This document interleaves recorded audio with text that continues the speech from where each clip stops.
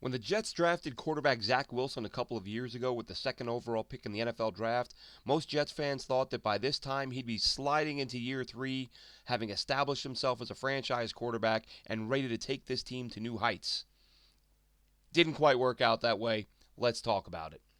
I'm Glenn Naughton with JetNation.com. Be sure to log into JetNation.com where you can register and become a part of what is the most active independent Jets message board on the web.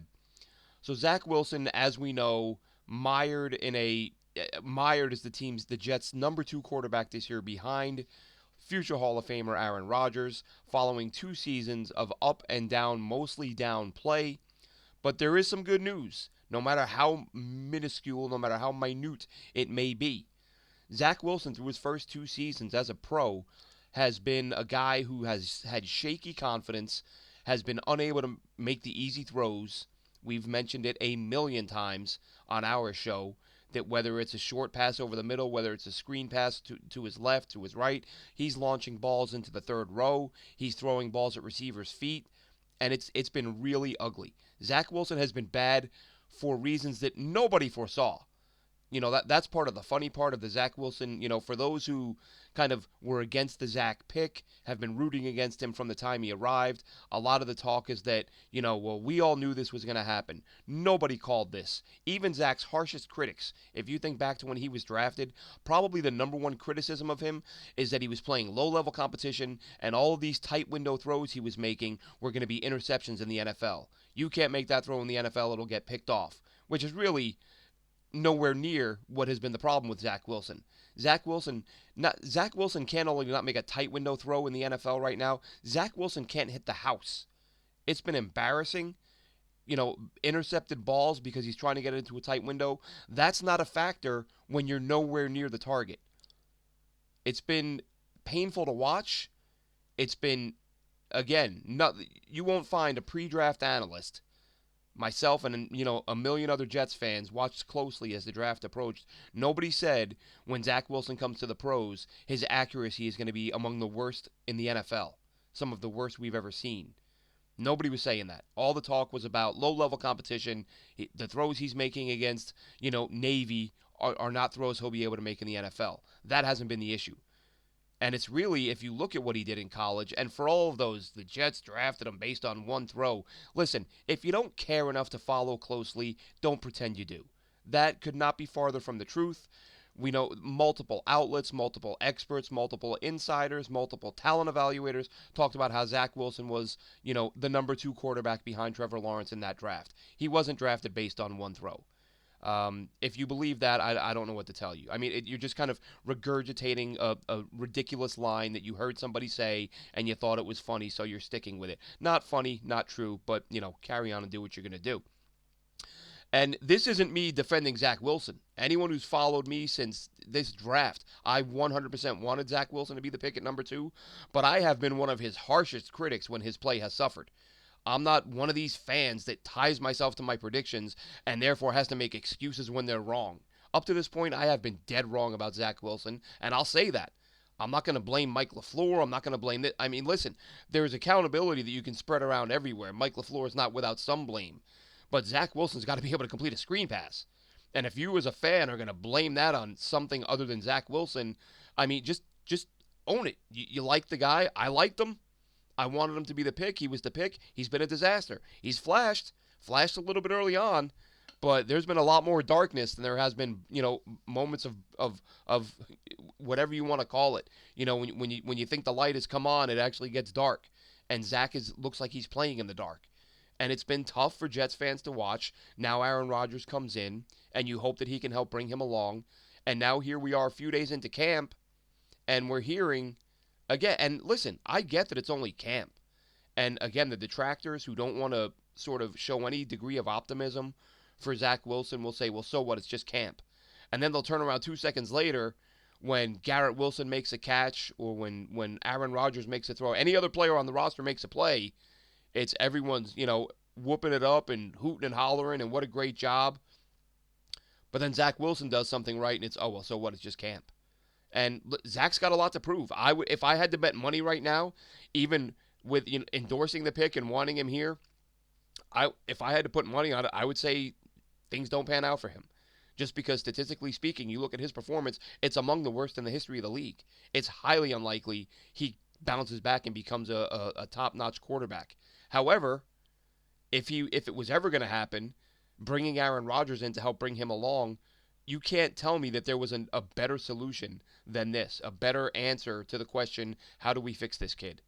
You bring in a Hall of Fame quarterback who's not in a role where he feels threatened by a guy behind him, or he feels like he's trying to, or he feels like an organization is trying to replace him. So maybe he doesn't share the secrets, the tricks of the trade with the young quarterback coming up behind him. This is Aaron Rodgers knowing he's here for a couple of years and willing to work with a quarterback who he had some rapport with after he was drafted, given the fact that Zach had so much respect for Rodgers. They talk and broke bread while the Jets were scrimmaging up in Green Bay. They formed some type of relationship. Rodgers is happy to help him, so there's not that animosity. There's not that sense of, well, why should I help this kid? He's going to take my job. No, this kid ain't taking your job, and he may not take any job ever at any point. He might not start again. We don't know. We have to wait and see. But hearing in camp that the number one thing to me, and we've seen it from a few folks on the beat, KRL, who's doing great camp coverage for JetNation.com. Be sure to check that out. The recaps are on the front page at JetNation.com.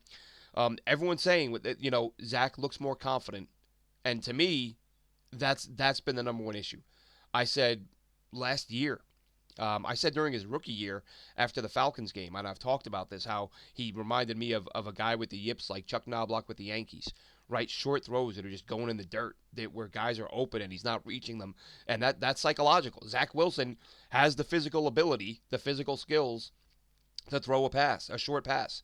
Hell, he's got the physical skills to make every pass. Go back and watch him at BYU and you'll see it. So for him to all of a sudden be completely unable to hit a target at the pro level is not a physical thing, it's a mental thing. So he's got to gain confidence. It doesn't matter anything in life, in any sport, anything. If you don't have the confidence to do it, you're going to struggle to do it. So Zach Wilson, I tweeted it the other day after somebody said he made a few nice throws, I know there'll be the detractors saying who cares? It's vanilla defense. It's day to day stuff. It's nothing exotic. It's training camp. They're just getting loose. They don't have pads on. I get all that. But as I said, I don't care if it's OTAs, I don't care if it's training camp, and I don't care if he's playing a pickup game in the parking lot with the fans. Zach Wilson needs to hit some throws and make some plays at some point to start the process of rebuilding that confidence. Now, what he did this offseason, we don't have a behind-the-scenes look at that. We don't know what work was put in. We don't know what he did on the field, off the field, what he did as part of his, trying to revive his career and get himself back to the level of being considered a serious NFL quarterback. Right now, he's not. And I hope like hell that he turns it around and the Jets aren't struggling. And, we've talked about this. We're not going to go too far into it. But the whole QB2 thing, based on the way Zach Wilson finished the season last year, he is not a viable NFL quarterback. However, if he comes into camp, I would like nothing more for him, nothing more than for him to prove me and everyone else wrong who was all out on Zach Wilson. I'm not saying I was, but a lot of fans are. I don't get that mentality of let's give up on this kid because he's been terrible so far. I understand being frustrated. I understand wanting another guy on the roster to be able to step in if you need a guy in a big spot because Zach Wilson has been so bad. But I don't understand people that it almost seems like there's a segment of the fan base that wants him to fail, that doesn't want to see him get another chance. If you watch what the kid is capable of, it's right. Same with Mekhi Becton. Mekhi Becton and Zach Wilson are very similar right now. They're both very young players. They're both extremely talented players, and they're both guys who have been, of course, Zach's just been bad. Becton's been hurt. But the number of fans who want to give up on these players after a couple of years of struggling or injuries, whatever it may be, I don't get it. And I said this about Becton a while back. What's the harm in having that guy on your roster working toward getting better, working toward hitting his potential? Now, with Zach Wilson, it's a little bit different because if you need him in a big spot or if you need a QB in a big spot and Rodgers has to miss some time and you don't have another quarterback to turn to, you can argue that that is going to hurt the team. Obviously, that having him on your roster is bad if you don't have someone else on your roster to step in if need be. So, and, we've, again, another thing that we've covered a million times. I know people say, well, if Rodgers gets hurt, the Jets are screwed anyway. Which, to that, my answer is always, what if it's a game? What if it's one game? What if it's a playoff game? Aaron Rodgers gets dinged up and has to miss a couple of quarters or maybe a full game. Maybe Zach's starting because Rodgers dinged himself up the previous week and can't start. And now it's one game. And this Jets defense is good enough to beat anyone any given Sunday, but maybe you need the offense to put up 20 points. Do you trust Zach Wilson to do that based on what we've seen from him so far? Absolutely not. And then you have those people saying, well, it's preseason. What if he balls out and you can get something for him in trade? Well, if he balls out, why would you trade him? If it looks like he's turning the corner and he might become the guy the Jets hoped he would be when they drafted him, that's when they should look at moving on and getting rid of him. And same thing for Becton, right? I did the video yesterday talking about the rumors of, well, not even rumors, the predictions, projections. Will Becton get traded? Will the team move on from him? People saying, well, if he plays really well in the preseason, they'll be able to deal him, which I understand. I made the point that his value will never be lower. Yes, of course, if he comes in and dominates, his value will increase. But is that when you trade him? When it looks like he's going to be the guy you hoped he would be? Again, no two situations are identical, right? Becton, if the Jets are looking at moving him, won't be related to his play as much as it would be related to the comments he made in that interview that I mentioned yesterday. And, we've talked about it a few times where he blamed the team for his injury, which is something I wanted to touch on. Someone said in the comments on the last video, and again, like, subscribe, all that stuff, comment on these, and in follow-up videos, I'll try to, get into some of the questions or comments that people leave. But someone said that, what if Becton is telling the truth? We shouldn't doubt him. We don't know the full story. I don't disagree with that. That's an entirely different conversation. It's 100% possible that every single word of what Mekhi Becton said is true. I'm not saying he's lying, and I'm not saying the Jets will look to move on from him because he's lying. Whether he's lying or telling the truth, the Jets are not going to be happy that he took that public and did it in a way that, as I said, kind of read like the beginning of a grievance case for negligence, malpractice on the part of the Jets. So this isn't a conversation about, hey, Glenn, you shouldn't be criticizing Becton for saying that. What if it's true? I'm not criticizing him for saying it. I'm talking about the potential response from the team as a result of him saying it, be it true or false. I don't think the Jets are interested in that. I think the Jets don't like the fact that he tried to make the organization look bad going public with it. It's something that could have been handled behind closed doors. And is it a case of he said, she said? I understand what Mekhi Becton is saying. I understand it might be true. But who did he say it to? Who told him to get back to work despite the knee pain? Or was it a miscommunication? Did it not happen? I'm not here to say Mekhi Becton is lying. It could have been a miscommunication. It may not have been. It may have 100% been Mekhi Becton saying, I'm hurt, and someone else saying, not interested, get back to work. It's the NFL. You hear stories like that a lot of times when you hear the stories from old retired guys and guys who are out of the league, they tell crazy stories about the expectations and how teams, whether you're hurt or not, they want you out there. Now, it's probably gotten better in recent years because some of these guys make so much money and there's so much invested in them that they don't want them to miss any time unnecessarily. So perhaps, it may not be as common as it once was. But do you have any doubt that throughout the NFL, guys are asked to do things that really in any other walk of life and any other job they wouldn't be asked to do it, where they would be given time off to recover? But in the pros, it's like, dude, you're in the NFL, you're trying to win a starting spot, you're trying to win a roster spot, you need to be on the field, get out there. If you can stand up, you can do it. So to make that clear, I'm not making the argument, the discussion, the conversation about whether or not Mekhi Becton is being truthful in what he's saying. I'm just saying that the Jets can't be happy about the way it was put out there for the public to hear about, which could be why the Jets might consider moving him. And again, not saying they will, but I'm saying if they do, I looked back at the article I wrote when the Jets, when that story first broke and the Mekhi Becton interview came out, and I finished that, the last line of that story was that Mekhi Becton can be a great player, but is it going to be as a New York Jet? And we're going to have to wait and see. And that's what we do now. We wait and see. Maybe he wins a job. Maybe he starts 17 games at tackle and, left side, right side, whatever. Maybe he has a great year and the Jets sign him to a long-term deal. Maybe. But maybe he upset enough people with that interview that they say, you know what, we're moving on. So I digress. I went from Zach to Becton, but I wanted to touch on the Becton thing and kind of make it clear that there's a difference between talking about the validity of his comments versus the impact of his comments. So Mekhi Becton's comments, true or false, doesn't matter. The issue the Jets will likely have is that they were public, and that would be the problem, and that could be a factor in whether or not they decide to move on. But getting back to Zach Wilson. So we're hearing he's more confident. If you're following, again, if you're following the beat writers, he apparently made a fantastic touchdown pass to Kenny Yeboah, tight end Kenny Yeboah, who is a guy that I loved as a UDFA out of Ole Miss, but it looks like I don't know how he makes this roster with the tight ends they have now. I would love them to find a role for Yeboah, but I don't know if that happens. Had another bit, Zach Wilson. I talked to you about how we keep hearing the name Jason Brownlee.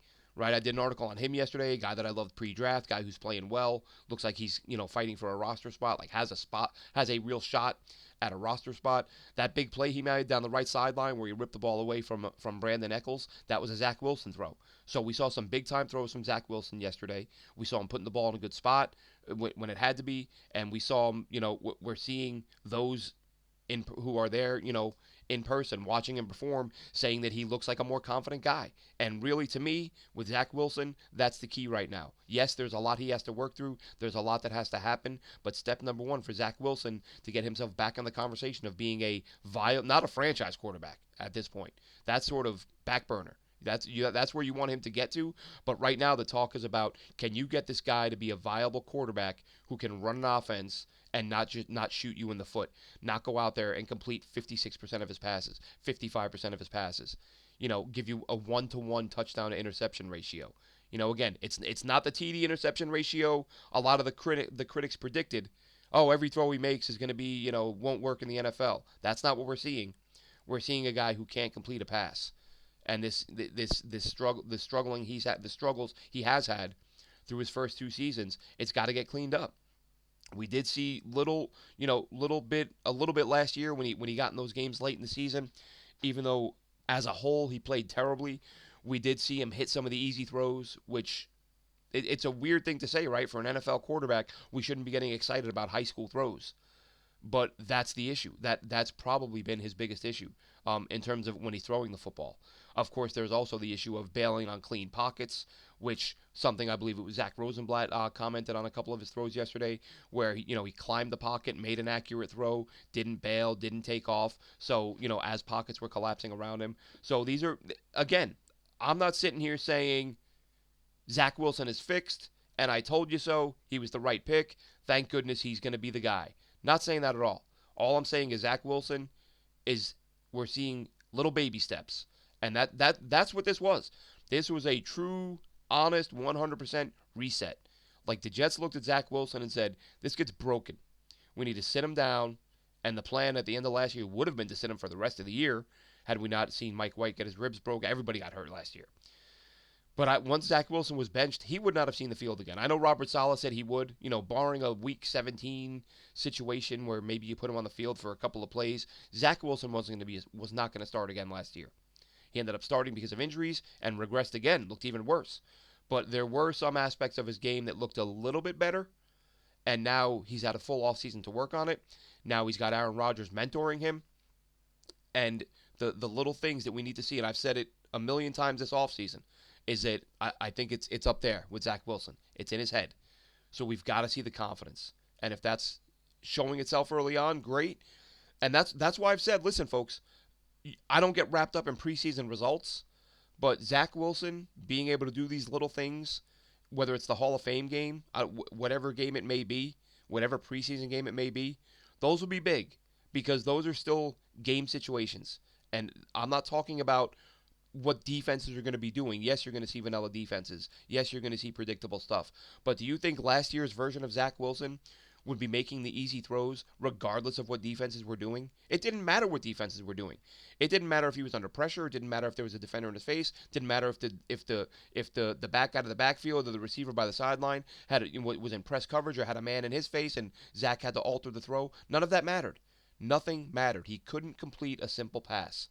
So if he's able to do that now in camp and then again through the preseason, that matters because that's part of the psychological getting over it, getting past it. But we've seen a lot of guys in the past, a lot of pro athletes with these sort of mental hiccups that they don't get past it and it never goes away.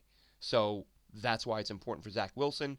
But all I'll say for right now is let's not let's not say that Zach Wilson needs to go now. Like, there's still time to work with him. You still have an opportunity to build and let him work with these guys, let him work with this new staff, let him work with Aaron Rodgers, and hopefully start to turn the corner. And if he doesn't, fine. Again, I don't marry myself to these prospects where I think, well, I said he was going to be good, so they keep him for 10 years and do whatever you have to do to make him a quality player, so it looks like I was right. If I was wrong, I was wrong, and at this point in time, it looks like I was really wrong, and that's it happens, right? We guess, we think, I think this guy's going to be good, this guy isn't, and sometimes we're right, sometimes we're wrong. So Zach Wilson, he's got time. He's got, starting in a week or two, Hall of Fame game. I'm sure he'll see some action. Probably see a lot of action, really. Aaron Rodgers wouldn't expect him to take a single snap. And a lot of it, I know I'm looking forward to seeing the behind-the-scenes stuff. Hard Knocks, as we said, didn't really want it, but the Jets got it. So if they've got it, I'm going to watch it. Looking forward to that, I believe, August 8th, 10th, something like that. And the white unis, the white throwback sack exchange tribute uniforms. But Glenn, you always say you don't care about the uniforms. I don't. I don't care about it from a fashion perspective. I don't get into like, oh, are they gonna wear green with white tops or white? I don't care. Don't care. However, the white throwbacks, that's more of a nostalgia thing. It's cool for fans like myself who watch the team play in those uniforms in the early years of becoming a fan of this team. Really like the helmet more than anything. The uniform, plain white, green stripe, nothing special, nothing flashy. But the helmet, that's the throwback. It brings you back to the days when you started cheering. So while I don't really get all that amped up over what uniform combinations the Jets are wearing on a given Sunday, and I kind of laugh when people do, the throwback uniforms, very cool, very nice touch. Week 1, good way to start the season wearing them. Week 1 and week 4, I believe. I know Bills and Chiefs. I don't know which week the Chiefs is. But so they'll wear them twice. I look forward to that. I'll enjoy it. You guys look forward to it. Enjoy it. Just as we will look forward to and enjoy this season. That'll do it for this one, Jets fans. Have a good one. JetNation.com. Log in. Post. Forums. Go.